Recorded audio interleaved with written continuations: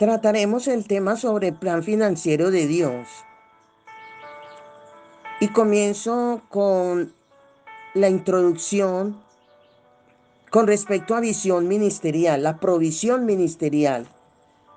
El término provisión este término está compuesto, o es un término más bien compuesto que significa el proveer de Dios por causa de una visión.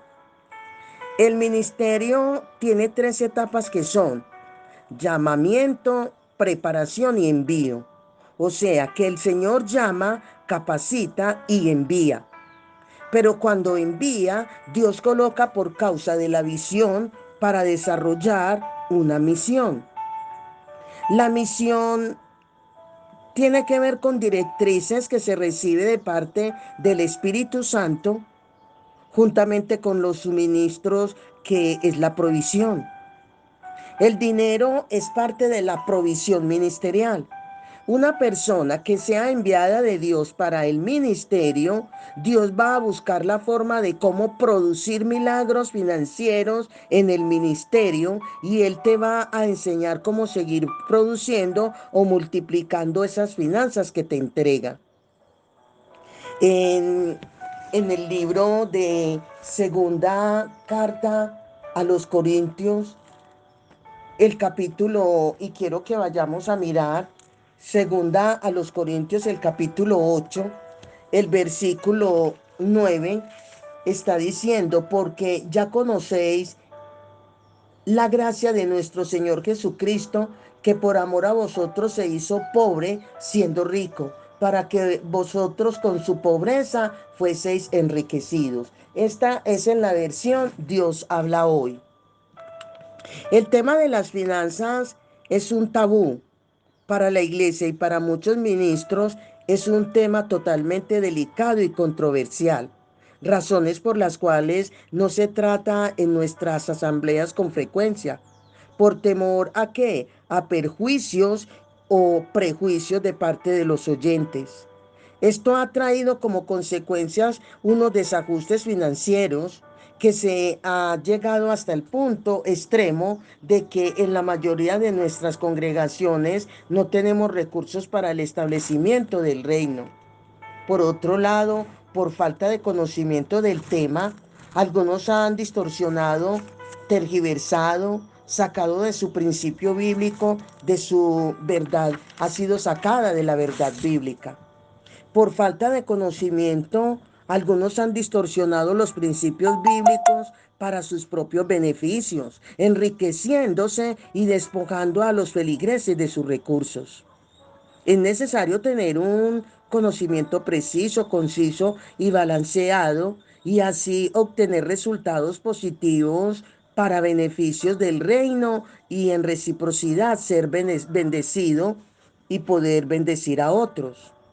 El tema de las finanzas es netamente bíblico. Habló Jesús paralelamente del dinero como del cielo y habló más del dinero que del infierno. La mayoría de sus parábolas tiene que ver con dinero. El tema de las finanzas es directamente bíblico, con principios espirituales de formación para la vida del creyente. Es una doctrina básica y fundamental, básica de base y fundamental para la vida espiritual, ya que dicho tema encierra principios y actitudes netamente espirituales. Por ello debemos conocer algunos factores que tienen que ver con el plan financiero de Dios para la iglesia. Un creyente que no conozca el plan financiero de Dios para su vida no podrá caminar con éxitos en sus finanzas, ya que desconoce lo que Dios ha propuesto y designado para la iglesia en el área financiera. Un escritor en una ocasión dijo, si Dios no tuviera un plan para nuestras finanzas, gran parte de nuestra vida estuviera fuera de su voluntad, porque esto siempre ha sido el deseo y el propósito de Dios, restaurar al hombre integralmente. Sácate de la cabeza esa idea que Dios solamente te libró del pecado. Lo de Dios es librarte del pecado y de sus consecuencias. Que una de las consecuencias del pecado, entre ellas, está la muerte y la pobreza. La pobreza es un estado de maldición de la cual Dios te sacó. La miseria es el estado más bajo de la pobreza. Posicionalmente, tú y yo ya no estamos en ese estado. Posesionalmente, de que estés allí se debe a razones A o B, que más adelante lo vamos a tratar. El que tú vivas en un estado de pobreza o de escasez ya no es un problema de Dios, es tu problema, es mi problema. ¿Por qué? Porque posicionalmente, en cuanto al lugar, ya no estás ahí. ¿Por qué? Porque ya Dios te redimió de la maldición, la pobreza y la miseria. Te hizo el traslado de las tinieblas a su luz admirable. Se produjo el misterio del cambio en la cruz del Calvario. Él se hizo pobre para que tú fueras rico, que es lo que acabamos de leer en 2 Corintios 8:9, que Cristo siendo rico se hizo pobre para que con su pobreza tú y yo fuésemos enriquecidos. Esta es una verdad que se escapa y no está claro en algunos creyentes, ni en la mayoría de nuestras congregaciones. Por muchos años se nos enseñó que era necesario sufrir penalidades, pobreza y viviendo en la miseria con el fin de agradar a Dios. Eso es catolicismo romano. La gente que te llevó a hacer un voto de pobreza es la gente que más plata tiene. Es el colmo que en estos tiempos tengamos ministerios o ministros desarrollando temas en contra de la prosperidad, conduciendo a un pueblo a la miseria, desubicándolos del propósito de Dios, produciendo en ellos ¿qué? Desajustes financieros que los degradan socialmente. Bien dice Isaías 5:13, mi pueblo fue llevado cautivo porque no tuvo conocimiento. Y Oseas 4:6 dice, mi pueblo fue destruido porque le faltó conocimiento. ¿Ve? El tema central de estos textos no es la cautividad porque no tienen conocimiento, no. El tema central es que ellos están en ese estado porque a quien se le delegó la responsabilidad para que les entregaran el conocimiento fue a los sacerdotes, pero ellos les negaron dicho conocimiento. Así que Dios le está haciendo dicha reprensión a los sacerdotes que no instruyeron al pueblo en la verdad y por causa de eso el ministro mmm, atacando al pueblo de lo que es la prosperidad financiera, que es el plan de Dios para el creyente, es el deseo de Dios. En tercera de Juan capítulo 2, el apóstol Juan le dice a Gallo, yo deseo que tú seas prosperado en todas las cosas y que tengas salud, así como prospera tu alma. Entendemos que esto es un deseo de Juan para Gallo. Esto es una verdad circunstancial, pero la podemos tomar como principio bíblico. ¿Por qué? Porque fue inspirado a Juan en el tiempo de gracia. Por eso la podemos tomar como una verdad trascendental, porque este es el deseo de Dios, que seamos prosperados también en todo, así como prospera nuestra alma. Jesús dijo en Juan 8:32, y conoceréis la verdad, y la verdad os hará libres. No es meramente la verdad lo que te va a hacer libre, es cuando tú conoces los principios del reino, caminas en esos principios. Entonces eso va a traer como resultado lo que se llama causa y efecto. O sea, trae como resultado que tú seas prosperado en el principio que estás viviendo, en los mandamientos de Dios. No es que conozcas la verdad y automáticamente la verdad te va a hacer libre, sino que caminas, que de esa manera caminas en la verdad, digieres la verdad, conoces la verdad, aprendes la verdad, mantienes la verdad, enseñas la verdad, defiendes esa verdad, trabajas en pro de la verdad y de esa forma vas a prosperar. Esto indica que un creyente nunca podrá conseguir libertad financiera hasta que conozca la verdad de dicho tema. ¿Qué dice la Biblia en cuanto a finanzas en relación a la redención, remisión, propiciación, al misterio del cambio, los incidentes que se dieron en la cruz del Calvario? ¿Cuál es la posición que Dios tiene en el área de las finanzas?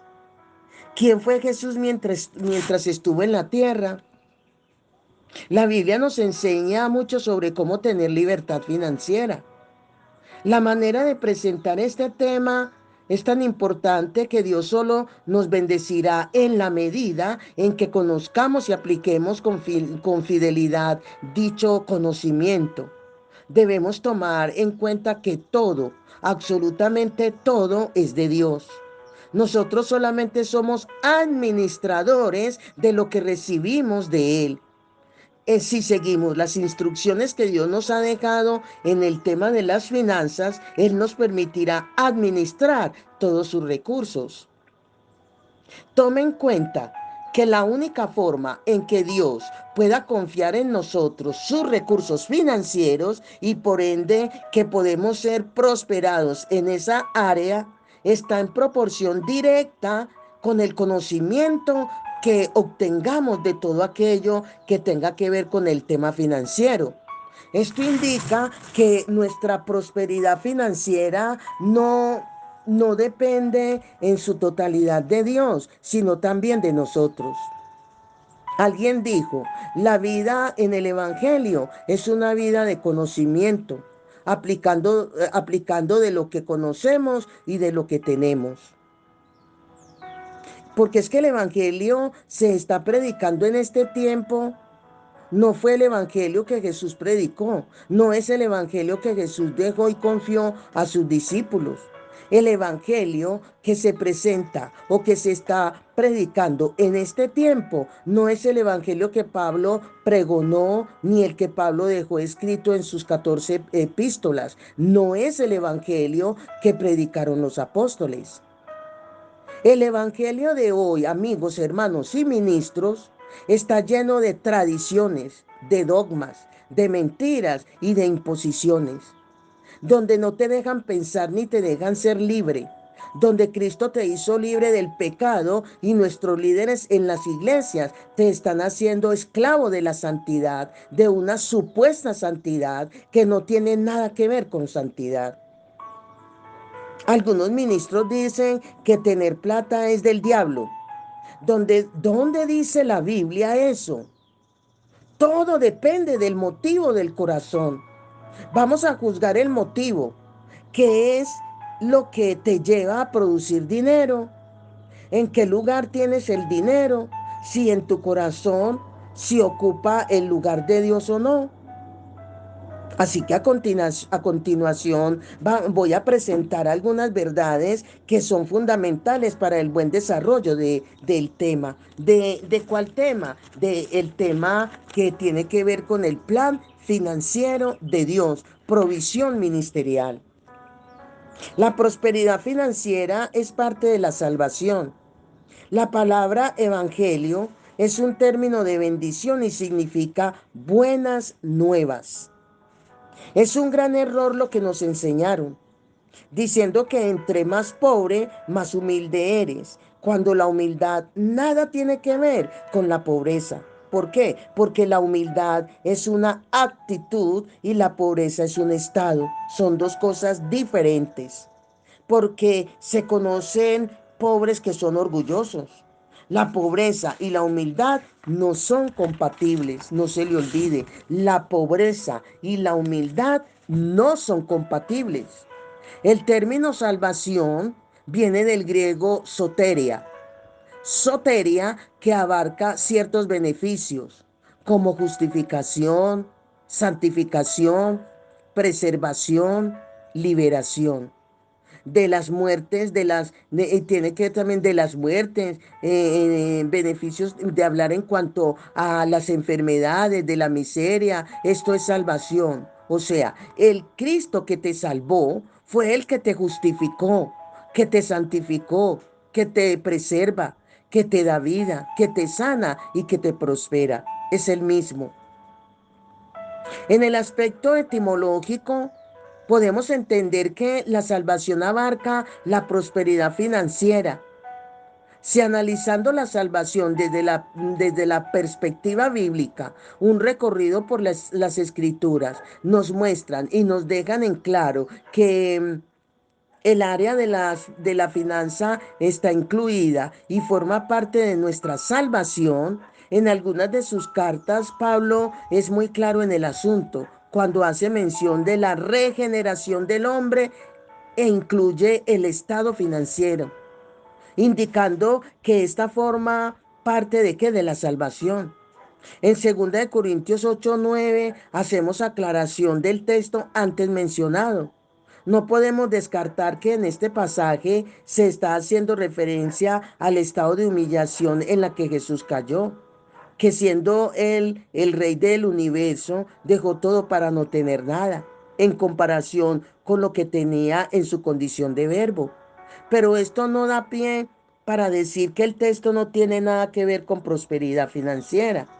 Si analizamos el pasaje completo usando los medios de interpretación bíblica, nos podemos dar cuenta que Pablo se está refiriendo al aspecto financiero, ya que en el texto se viene tratando sobre las ofrendas que han de recolectarse para los santos de Jerusalén.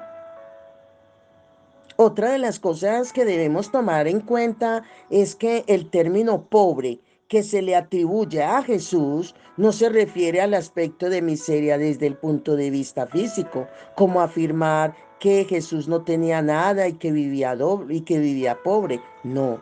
Algunos conjeturan que Jesús vivió toda una vida en la pobreza. ¿Apoyándose en qué? En aquel texto donde Jesús dice, refiriéndose a él mismo, el Hijo del Hombre no tiene dónde recostar su cabeza. Mateo 8:20 y en Lucas 9:58. Lo que no han entendido es que dicha expresión no tiene nada que ver con pobreza ni con escasez. Esta es una expresión que demarca el costo y las demandas que implican el seguir a Jesús, que no adjudica ni se debe aplicar a un estado de pobreza.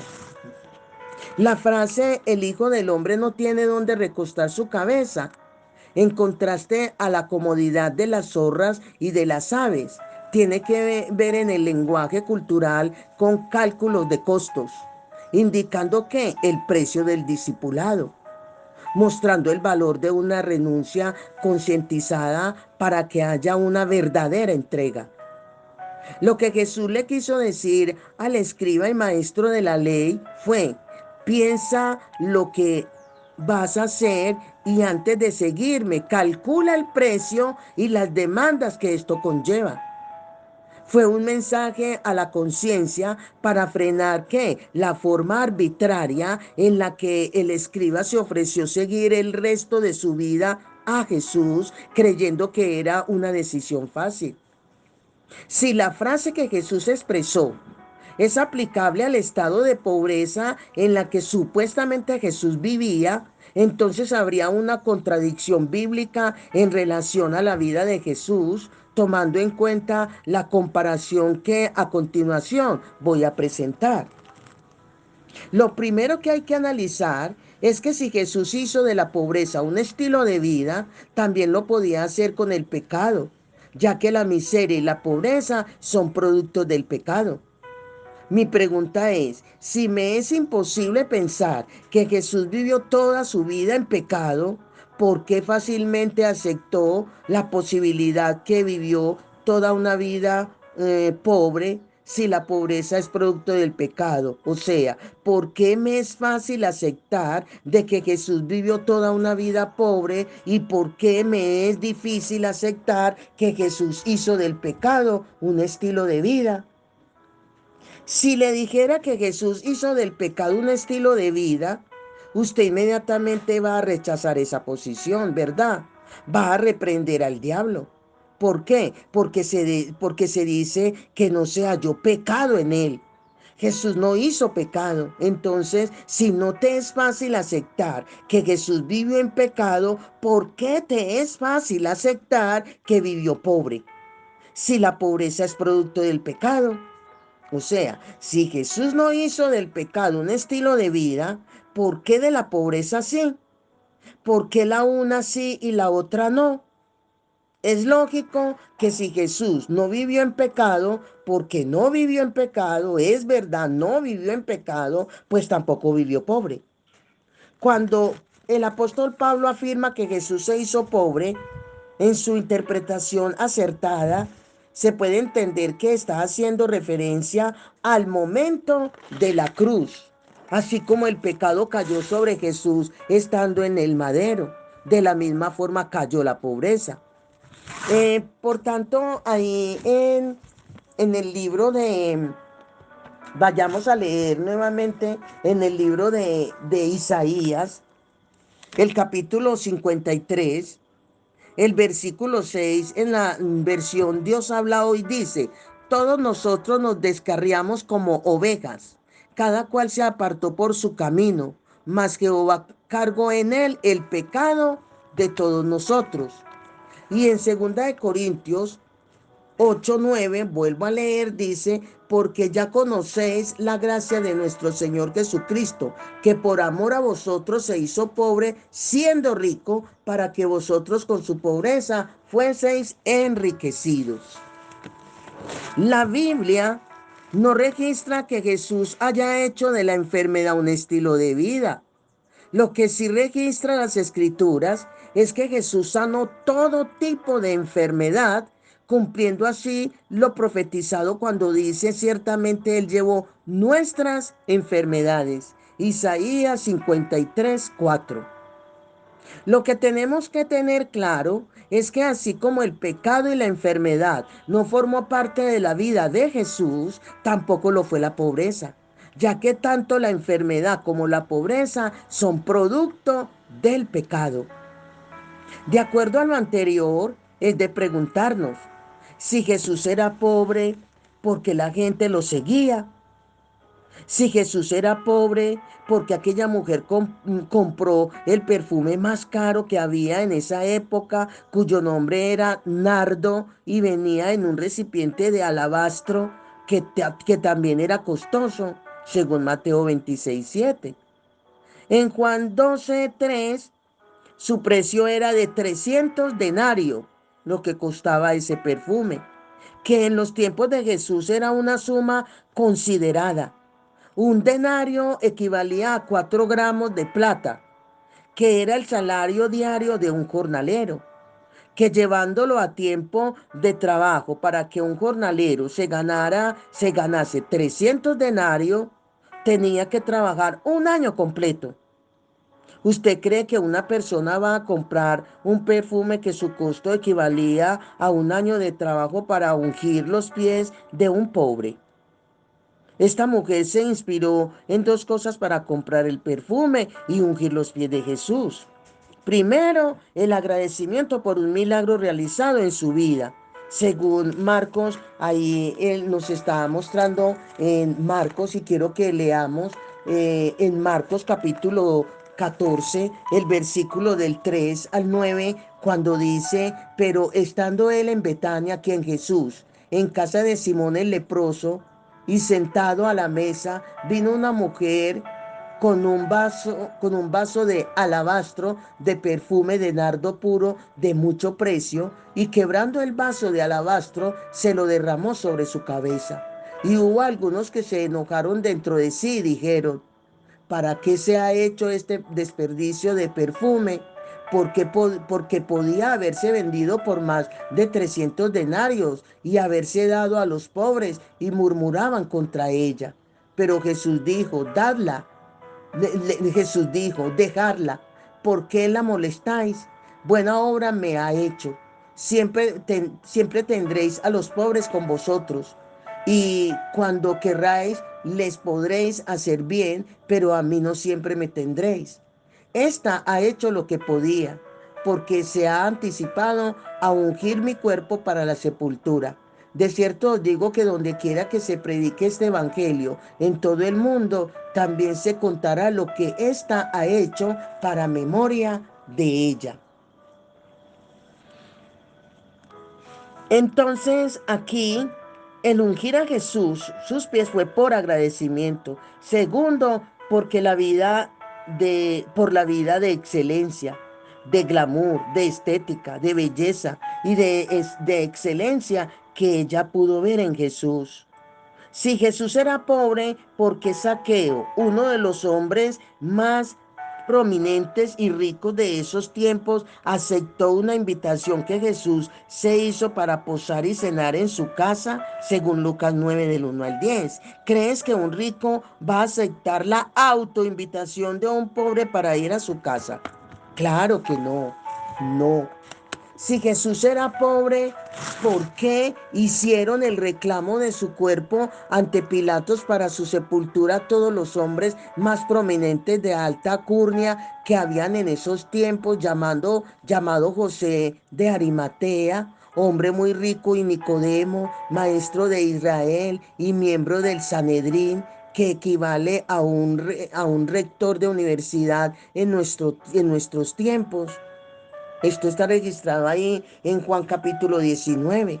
En Juan capítulo 19 nos está diciendo y mostrando, y quiero que lo leamos, el versículo 38 y 39, que dice: después de todo esto, José de Arimatea, que era discípulo de Jesús, pero secretamente por miedo de los judíos, rogó a Pilato que le permitiese llevarse el cuerpo de Jesús, y Pilato se lo concedió. Entonces vino y se selló el cuerpo de Jesús. También Nicodemo, el que antes había visitado a Jesús de noche, vino trayendo un compuesto de mirra y de aloes, como 100 libras. ¿Sí? Entonces, no solamente esto, todo esto es debido a qué? A que Jesús estaba en la posición de ellos, financieramente hablando. Si Jesús era pobre, ¿por qué lo sepultaron en la tumba que era propiedad de uno de los hombres más ricos que había en aquellos tiempos, que era José de Arimatea? ¿Por qué no lo sepultaron en una fosa común? Y se cumplió las escrituras cuando dice que aún en su sepultura fue contado como rico. Si Jesús era pobre, ¿por qué en el aspecto gramatical nunca se inclinó cuando hizo mención de los pobres? Nunca dijo a nosotros los pobres, siempre dijo a los pobres, siempre los tendréis, excluyéndose de ello. Esto no lo decimos como si Jesús sintiese rechazo por los pobres, claro que no, o no lo digo por eso, lo declaro en el sentido más sano para dejar en claro o dejar bien entendido que Jesús no vivió en pobreza. Jesús de ello fue como un ejemplo de ello fue cuando Jesús dijo: a los pobres siempre los tendréis con vosotros, según Mateo 26:11. Cuando hagas banquetes, llama a los pobres, le dijo en Lucas 14 del 3 al 13. El Espíritu del Señor está sobre mí, dijo, y en Lucas 4:18, y me ha ungido para dar buenas nuevas a los pobres. Amén. Ha quedado bastante claro al respecto que esa es una doctrina de error, diciendo que Jesús era pobre, vivió pobre. Es una mentira. Es una mentira, y a través de esta confrontación bibliocéntrica podemos darnos cuenta de que Jesús no rechazaba al pobre, amaba al pobre, pero no significa que Jesús pregonaba un estilo de vida de pobreza. No. Amén. Bendiciones, bendiciones.